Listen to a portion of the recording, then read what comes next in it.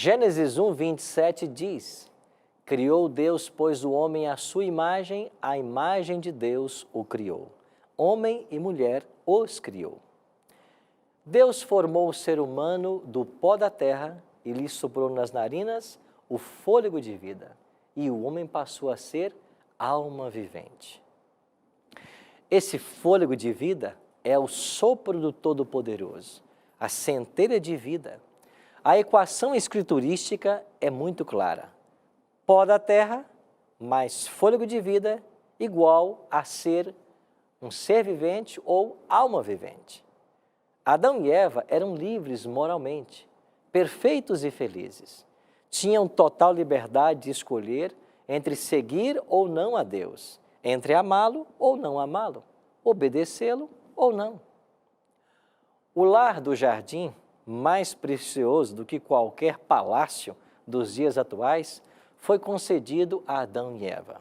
Além dos majestosos encantos naturais e deliciosamente natural, havia duas árvores especiais, a árvore da vida e a árvore da ciência e do bem e do mal. Adão e Eva desfrutavam plena liberdade para comer de todos os frutos, exceto do fruto da ciência do bem e do mal. Na criação, os nossos primeiros pais receberam a imortalidade, embora sua conservação estivesse condicionada à obediência.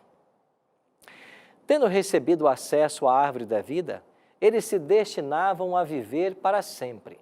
A única forma pela qual poderiam ameaçar seu estado de imortalidade seria pela transgressão da ordem que lhes proibia comer da árvore da ciência do bem e do mal.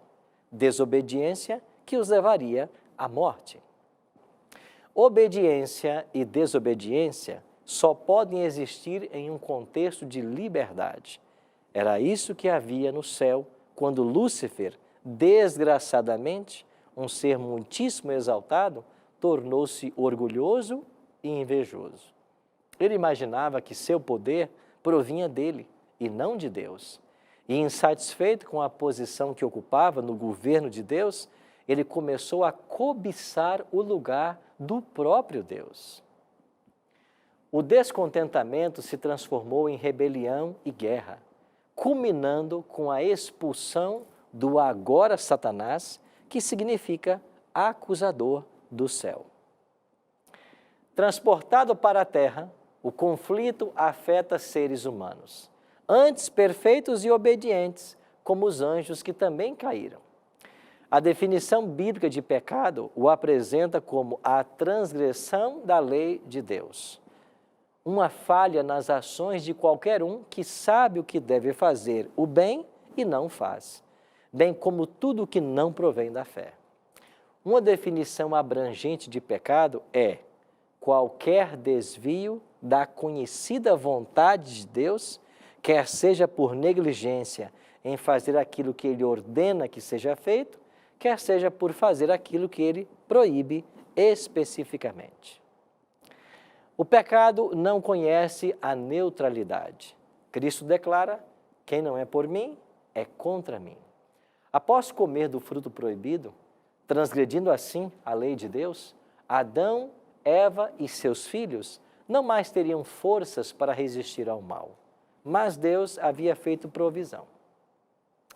O cordeiro que foi morto antes da fundação do mundo apontava para Jesus. O pecado e a queda humana não pegaram a divindade de surpresa. Cristo decidia morrer antes mesmo do pecado existir. Além disso, Deus colocou inimizade entre Satanás e os seres humanos, sem o qual seríamos para sempre inimigos de Deus. E pela renovação da mente por intermédio das atividades do Espírito Santo, é que o indivíduo é transformado à semelhança de Cristo. Quando o nosso espírito é santificado, a mente se encontra sob o controle divino. A mente santificada, por sua vez, exercerá influência santificadora sobre a alma, ou seja, sobre os desejos, os sentimentos e as emoções. Pessoas consagradas não vão abusar do corpo, de modo que a saúde física também florescerá. Desse modo, o corpo se torna um instrumento por meio do qual o cristão pode servir a seu Senhor e Salvador. O apelo de Paulo no tocante à santificação acha-se claramente embasado no conceito da unidade da natureza humana e revela que a efetiva preparação para o segundo advento de Cristo necessita do preparo de toda a pessoa, espírito, alma e corpo. Esta união indivisível, formada por corpo, alma e espírito, funciona em íntima cooperação. Deficiências em uma área vão criar embaraços nas outras duas. Um espírito ou mente doente, impuro, terá seus efeitos deletérios sobre a saúde física e emocional da pessoa. O inverso também é verdade. Uma constituição física enfraquecida, doente ou sofredora, em geral, afetará a saúde emocional ou espiritual da pessoa. Como seres humanos, devemos refletir, dentro dos nossos limites, o caráter de Deus em seus pensamentos e ações, pois fomos feitos à sua imagem. Todos os que aceitam o oferecimento da graça divina vão experimentar profunda inimizade contra o pecado, tornando-se vitoriosos na batalha contra Satanás.